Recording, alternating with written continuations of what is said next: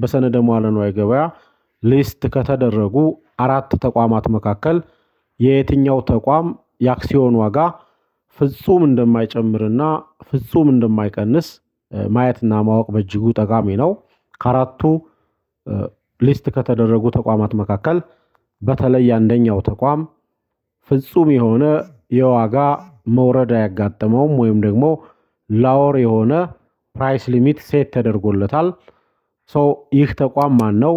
ይሄ ላወር ፕራይስ ሊሚቱ ሴት መደረጉስ ለባለ አክሲዮኖቹ ምናልባትም እንደ ዋስትና ያገለግላል ወይ ነው ወይስ ደግሞ የተለየ ትርጉም አለው የሚለውን እያንዳንዱን አንድ ባንድ ለማየት እንሞክራለን። እስከ ቪዲዮ ፍጻሜ ድረስ አብራችሁን ቆዩ። እንደነዚህ አይነት መረጃዎች በእጅጉ የካፒታል ገበያ እንቅስቃሴያችንን ውጤታማ ለማድረግ ከሚያስፈልጉ ነገሮች ውስጥ ጠቃሚዎቹ ናቸው። እንደነዚህና የተለያዩ መረጃዎችንም ለማግኘት ለቻናሉ አዲስ ከሆናችሁ ቻናሉን ሰብስክራይብ በማድረግ የቻናሉ ቤተሰብ እንድትሆኑ የአክብሮት ግብዣዬ ነው። እነዚህን ለማየት በቀጥታ ንዋይ የሞባይል መተግበሪያ አፕሊኬሽን ነው የምንጠቀመው። ሁላችሁም ንዋይ የሞባይል መተግበሪያ አፕሊኬሽን ይኖራችኋል ብዬ አስባለሁ። አሁን ንዋይ የሞባይል መተግበሪያ አፕሊኬሽንን ሎጊን እናርግ። ወደ አሁኑ መረጃችን የየትኛው ተቋም የአክሲዮን ዋጋ ሊሚት ተቀምጦበታል፣ የትኞቹ ተቋማት ደግሞ የአክሲዮን ዋጋ ሊሚት አልተቀመጠባቸውም፣ ያ ደግሞ ትርጉሙ ምንድነው ወደሚለው በቀጥታ እንለፍ። ለምሳሌ ቴሌን እንይ። ቴሌ ጋር ስንገባ ይሄንን ክሊክ እናደርጋለን። ዜን ወደዚህ ፔጅ ይወስደኛል። ይሄ በሙሉ ስለ ቴሌ መረጃ የማገኝበት ፔጅ ነው። ይችን ኢንፎ የምትለው ጋር ገባለሁ። ኢንፎ የምትለው ጋር ስገባ ወደዚህ ይወስደኛል። እነዚህ ቤዚክ የሚባሉ መረጃዎች ናቸው። ኢት ኢዝ አባውት ቴሌ ቴሌ ብቻ ነው። ስለ ቴሌ ነው በአብዛኛው የሚወራኝ፣ ሌላ ነገር የለም። እነዚህ በምንድነው የቴሌ አክሲዮን የሚገበያየው? ከረንሲው ብር ነው። ሴክተሩ 444 ይላል። ይሄ ራሱ የሆነ ኮድ አለው። አውትስታንዲንግ ሼሩ በኢትዮጵያ የሰነደ መዋዕለ ንዋይ ገበያ ምን ያክል የቴሌ አክሲዮኖች ሊስት አውት ተደርገዋል። አውትስታንዲንግ ሼር ማለት ነምበር ኦፍ ሼርስ which is on the hand of active investors ማለት ነው። they are listed on ሰነደ መዋዕለ ንዋይ ገበያ። በሰነደ መዋዕለ ንዋይ ገበያው ሊስት የተደረጉ አክቲቭሊ በባለ አክሲዮኖች እጅ ያሉ የአክሲዮን ብዛት ናቸው። 10,690,149 አክሲዮኖች በሰነደ መዋዕለ ንዋይ ገበያ ሊስት ተደርገዋል ማለት ነው። ይሄኛው ኦፕን ፕራይስ ነው። የትናንትናው ዋጋ ሲከፈት ቢኮዝ ዛሬ ላይ ገበያ ስለሌለ እያወራን ያለነው የትናንት የአርብን ቀን ነው። ትናንት ገበያው ሲከፈት የመጀመሪያው ትራንዛክሽን ሀፕን ያደረገው በ372 ብር ነው። ትናንትና በነበረው ዋጋ በጣም ከፍተኛ የነበረው በትናንት ውሎ 400 ብር ነው። ዝቅተኛ የነበረው ደግሞ 372 ነው። ማታ የተዘጋው ክሎዝ የተደረገበት ዋጋ 387 ብር ነው። ይህንን በሚገባ እያንዳንዳቸው ማየት ትችላላችሁ። ላስት ትናንት ከነበረው ላስት ትሬዲንጎቹን ማየት እንችላለን። ይሄ 52 ዊክስ የሚለው በአለፉት 52 ወራቶች ከፍተኛው ዋጋ ምን ያህል ነበር ይለናል። 0 ነው። ቢኮዝ የ52 ዊክስ አጠቃላይ ታሪክ የለውም።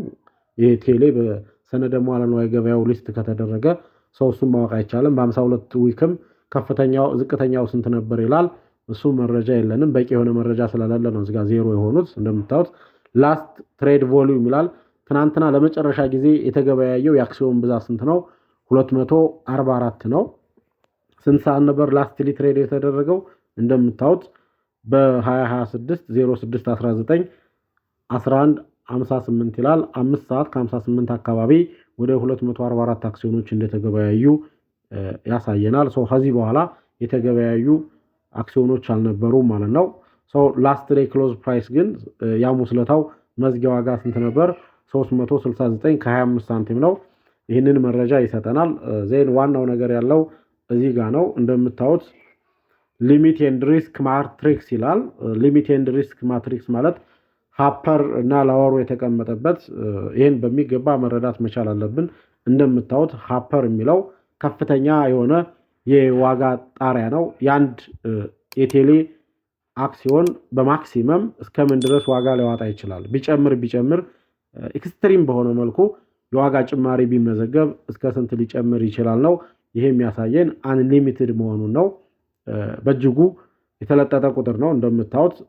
ይሄ የሚያሳየን በእጅጉ የተለጠጠ መሆኑን ነው። ዳት ሚንስ ሃፐር ሊሚት አልተቀመጠለትም ነው። የቴሌ አክሲዮን ዋጋ የፈለገበት ድረስ ሊጨምር እንደሚችል ፍቃድ ያለ መሆኑን በሚገባ እንረዳለን። እዚህ ጋር እንደምታዩት 999,999 ይላል። ሊሆን አይችልም። ቢኮዝ 300 ምናምን ብር እንትን የነበረው አክሲዮን 999,999 ብር ይሆናል ተብሎ አይታሰብም። ይሄ የሚያሳየን ምንድነው ማለት ነው?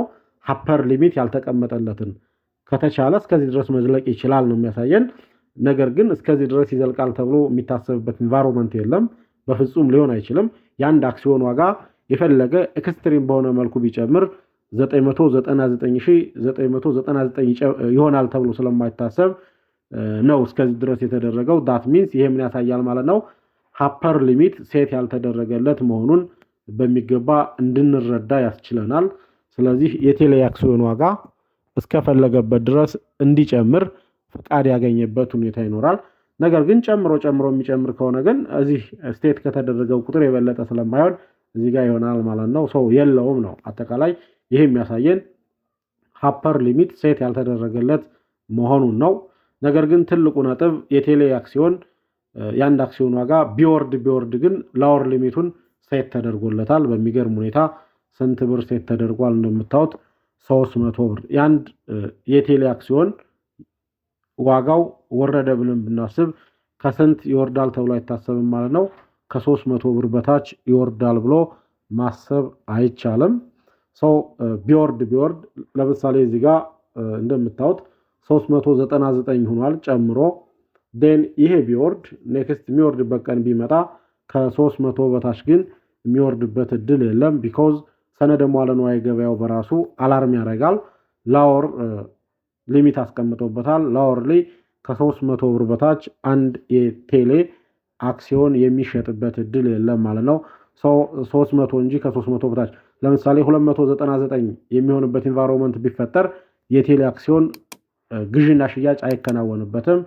ራሱ ሲስተሙ ያግዳል። ቢኮዝ ላወር ሊሚት አለው 299 እንዳይነገድ 300ን ቤንች ማርክ ያስቀመጠበት እድል ስላለ ከ300 በታች ሊሆን የሚችልበት አንዳችም ነገር የሌለ መሆኑን ሁላችንም መረዳት መቻል አለብን። ስለዚህ አንድ የቴሌን አክሲዮን የያዘ ሰው የቴሌ አክሲዮን ዋጋው ከ300 ብር በታች ሊሆን እንደማይችል ኮንፊደንት ፉል መሆን ይችላል ማለት ነው።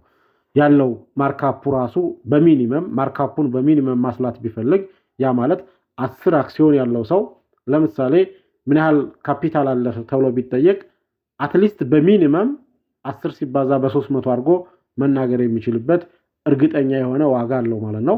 ነገር ግን ሃፐርና ላወር ሊሚቱ ካልተቀመጠ ግን 10 አክሲዮን አለኝ ግን ዋጋው አሁን ላይ ስንት እንደሆነ አላውቅም ትናንትና በዚህ ነበር እያለም ሊያወራ የሚችልበት ሁኔታ አለ። ቢኮዝ ካፒታል ማርኬት ላይ ወይም ደግሞ ሰነደ ሙዓለ ንዋይ ገበያ ላይ የአክሲዮኖች ዋጋ ዊዝ ማክሮ ሰከንድ ፍላክቹዌት ስለሚያደርግ ቋሚ የሆነ ዋጋ አይኖርም።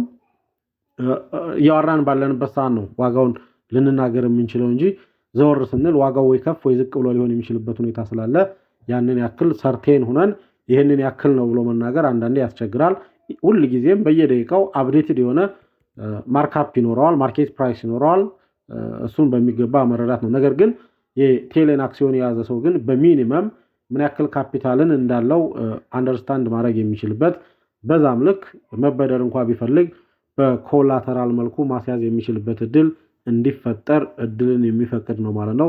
ስለዚህ ኢንቨስተሮች የቴሌን አክሲዮን ኢንቨስት ያደረጉ ሰዎች ፕሮቴክት የተደረጉበት ኢንቫይሮንመንት እንዳለ እናያለን።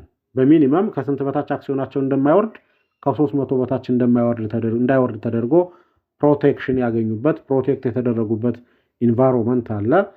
እሱን በሚገባ መረዳት ያስፈልጋል ማለት ነው። እሱን ሁላችንም አይተን ከኛ የኢንቨስትመንት ኦብጀክቲቭ ጋር አላይን ማድረግ በእጅጉ ጠቃሚ ነው። ኔክስት እስኪ የሌሎችን ደግሞ እንይ። ተመልሰን የሌሎችን ብናይ ምን ይመስላል የሚለውን እንይ። ለመመለስ እዚች ጋር ነው ክሊክ የማደርገው። እሷ ጋር ስመለስ ወደ ነበረበት ወደ ሆም ፔጅ ይወስደኛል። ኔክስት ያለው የአዋሽ ባንክ ነው። የአዋሽ ባንክንም ከፍተን ብናይ ምን እንደሚመስል እናያለን። እንዳልኳችሁ ኢንፎ ነው የምናየው። ኢንፎ ጋር ስንመጣ በተመሳሳይ መረጃዎችን አንድ አይነት መረጃዎችን የአዋሽ ባንክን ብቻ ዳታ የያዙ ናቸው። እነዚህ በሙሉ ቅድም የተረጎምኳቸው ናቸው። ምንም የተለየ ነገር የለም። እሱን በሚገባ መተርጎም ትችላላችሁ። የአዋሽ ባንክን ሀፐር ሊሚቱን ስናይ አሁንም የአዋሽ ባንክ እስከዚህ ድረስ የተቀመጠበት ኢንቫይሮንመንት አለ። እንደምታዩት ይህንን ራሱ ማየት ትችላላችሁ። 9999 ነው የሚለው 9999 ድረስ እንግዲህ ሴት ተደርጓል። ይሄ ማለት ግን ሀፐር ሊሚት እዚህ ድረስ አይደርስም ነው።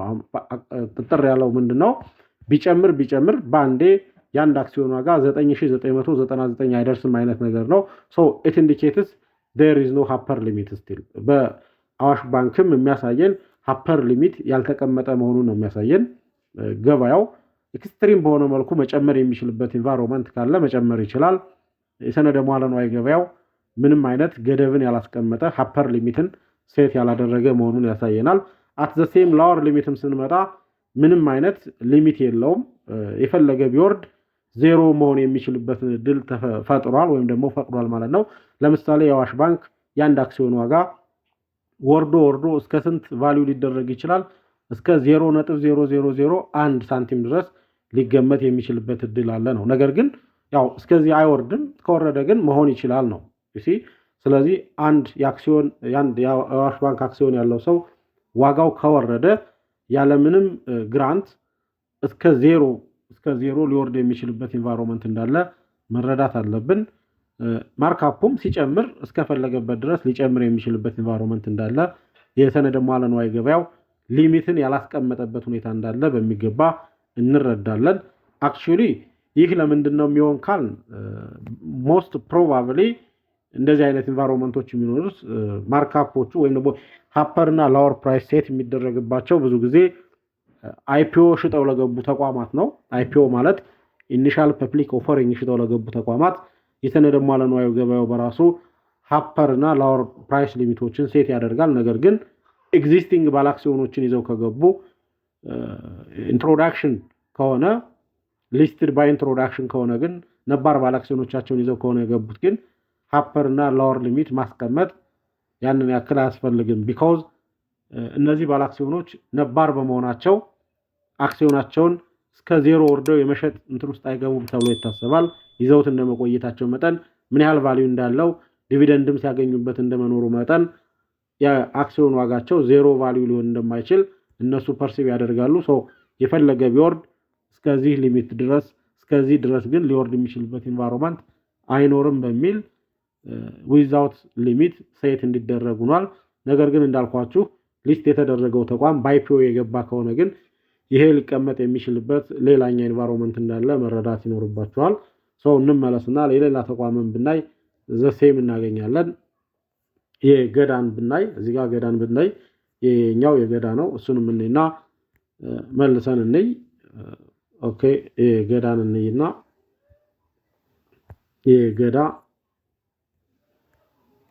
የገዳንም ስናይ ኢንፎ ነው የምንገባው። ዜን ይህንንም ስታው የገዳ ባንክ ሀፐሩም አሁንም ሊሚት አልተደረገም። ሀፐር ሊሚት የለውም።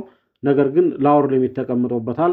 የገዳ ባንክ አንድ አክሲዮን ቢወርድ ከአንድ ብር በታች ግን መውረድ አይችልም የሚል ቫልዩ ተቀምጦበታል። እንግዲህ ይህ በጣም በእጅጉ ዝቅ ያለ ቁጥር ነው። ነገር ግን እንዳልኳችሁ አይወርድም በሚል ሴንስ ነው። ላወር ሊሚቱ አንድ የገዳን ባንክ አክሲዮን የያዘ ሰው አክሲዮኑ የፈለገ ኤክስትሪም በሆነ መልኩ ዋጋ ቢቀንስ ከአንድ ብር በታች እንደማይሆን ግን መረዳት ይችላል ማለት ነው። ነገር ግን እንዳልኩት ሊስት ባይ ኢንትሮዳክሽን እንደመሆኑ መጠን ኤግዚስቲንግ ባለአክሲዮኖች እንደመሆናቸው መጠን ሊስት የተደረጉት የአክሲዮን ዋጋው ወርዶ ከዚህ ይደርሳል የሚል ፍርሃት ስለሌለው ነው ሰነደ መዋለ ንዋይ ገበያው እንጂ ፍርሃት የሚኖርበት ቢሆን ይህንን እንዳልኳችሁ ምን ሊያደርግ ይችል ነበር ማለት ነው፣ ሊሚት ያበጅለት ነበር።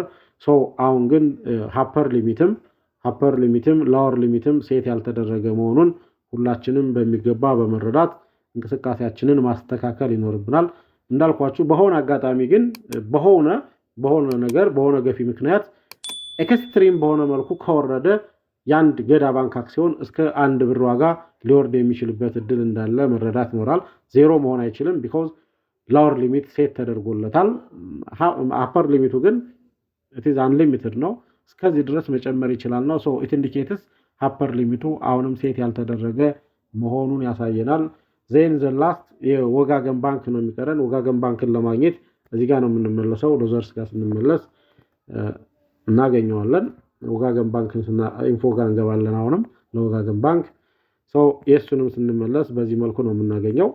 የእሱም ምንድነው የሚያሳየን there is no upper and lower limit። ለወጋገን ባንክም upper limit እና lower limit ያልተቀመጠለት መሆኑን ያሳያል። ያ ማለት ኤክስትሪምሊ መጨመር ኤክስትሪምሊ መቀነስ የሚችልበት ኢንቫይሮንመንት እንዳለ ፍሪ እንደሆነ ነው የሚያሳየን። ይሄ እንዳልኳችሁ ከኮንፊደንስ የመጣ ነው። ሊስትድ ባይ ኢንትሮዳክሽን እንደመሆኑ መጠን የፈለገ ቀንሶ ዜሮ አይሆንም የሚል ኮንፊደንስ ስላለ ጭምር የተተው ነው እንጂ ሪል ይወርዳል የሚል አይነት ፍራ ቢሆን ሰነደ መዋዕለ ንዋይ ገበያው በራሱ የሆነን ሊሚትድ ፕራይስ ግን ሴት ያደርግ ነበር፣ ላወር ሊሚቱን ሴት ያደርግ ነበር። ነገር ግን እንዳልኳችሁ ሊስትድ ባይ ኢንትሮዳክሽን እንደመሆኑ መጠን እስከፈለገበት ድረስ መውረድ ይችላል። ዳት ሚንስ ዜሮ ድረስ መውረድ የሚችልበትና ጭማሪም ላይ ከሆነ ደግሞ እስከፈለገበት ድረስ መጨመር የሚችልበት ኢንቫይሮንመንት እንዳለ ያሳያል። ይህ የሚያሳየን 9999 ድረስ ይጨምራል ወይም ደግሞ ኢትዝ አንሊሚትድ ማለት ነው። ሀፐሩም ቢሆን አሁን ላይ ሊሚትድ ያልሆነበት እንደሆነና የኛን አጠቃላይ የአክሲዮን ግዥና ሽያጭ እንቅስቃሴያችንን እዚህ ጋር በደንብ ማያያዝ ኮንሲደር ማድረግ በእጅጉ ጠቃሚ መሆኑን መረዳት ይኖርብናል። ስለዚህ ምናልባትም እንደው የአክሲዮን ዋጋ ከዚህ በታች እንዳይወርድ ፈልግ ነበር አይነት አስተሳሰብ ካለንና በእንደዚህ አይነት ኮንሲደሬሽን ውስጥ ሆነን ኢንቨስት ማድረግ ከፈለግን ከነዚህ ውስጥ ቴሌ ላይ ኢንቨስት ብናደርግ ቴሌ ላይ የገዛነው አክሲዮን ለምሳሌ 400 ብር እንኳን የገዛነው አክሲዮን ዋጋው ቢቀንስ ከ300 ብር በታች የማይቀንስበት እድል እንዳለ እንድንረዳ ያስችላል። ነገር ግን እዚህ ላይ በደንብ ኮንሲደር መደረግ ያለበት ስቲል 300 ብር በታች ሆኖ እንኳን መሸጥ ብትፈልጉና ብሩ የበለጠ ቢያስፈልጋችሁ መሸጥ የማትችሉበት ሊኩድ ማድረግ የማትችሉበት ግን ኔጌቲቭ ሳይድም እንዳለው ጭምር መረዳት በእጅጉ ጠቃሚ ነው። አንዳንዴ 299 ብር ሽጣችሁ ከዛ የምታጡት ብር ይልቅ ይህን 299 ብር ሽጣችሁ የሆነ ነገር ላይ ገዝታችሁ የምታተርፉት የበለጠ ሆኖ ከመጣ መሸጥን ልትመርጡ ትችላላችሁ። ነገር ግን የሰነደ መዋዕለ ንዋይ ገበያ ይህንን አይፈቅድም። ቢኮዝ ላወር ሊሚትን ሴት እስካደረገ ድረስ እናንተ ዋጋው ከዛ እስኪወጣ ድረስ የግድ ያንን አክሲዮን ሆልድ ማድረግ የምትችሉበት ኢንቫይሮንመንት እንዲፈጠርም የምትገደዱበት ሁኔታ ይኖራል። ስለዚህ እናንተ ካላችሁ የኢንቨስትመንት ኦብጀክቲቭ ጋር አላይን በማድረግ የትኛውን ተቋም አክሲዮን ብገዛ የበለጠ ለኔ ኮምፎርት አለው፣ የኔ ኢንቨስትመንት ኦብጀክቲቭ ምን ይመስላል የሚለውን በሚገባ መረዳት ማወቅ በእጅጉ ጠቃሚ ነው። ለዛሬ የነበረኝ ቆይታ ይህን ይመስላል። ቪዲዮ ጠቃሚ ሆኖ ካገኛችሁት ላይክ፣ ሼር እንድታደርጉት በአክብሮት እያጋበዝኩኝ ለቻናሉ አዲስ ከሆናችሁ ቻናሉ ሳብስክራይብ በማድረግ የቻናሉ ቤተሰብ እንድትሆኑ አሁንም በድጋሜ በአክብሮት ነው የምጋብዘው። ለነበረን ቆይታ በእጅጉ አመሰግናለሁ። ታንኪዩ